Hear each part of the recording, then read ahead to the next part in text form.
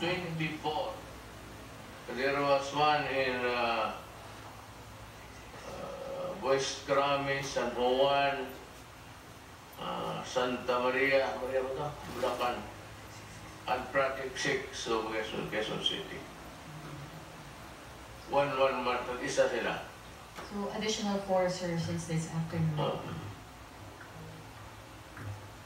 Yan ang pahayag ni Pangulong Duterte ngayong gabi lang sa Malacanang, kung saan inanunsyo niya umabot na sa 24 ang bilang ng mga nagpositibo sa COVID-19 sa ating bansa. Ngayong araw lang, 14 na ang nadagdag sa kaso. Inirekomenda naman ng isang mambabatas na isailalim na sa lockdown ang Metro Manila para maiwasan ang pagkalat ng sakit. Bandila mo, Rafael Cusano. 10 agad ang inireport ng Department of Health na positibong kaso ng COVID-19 sa Pilipinas ngayong araw. Kaya ang kabuuang bilang ng COVID sa bansa, dumoble na.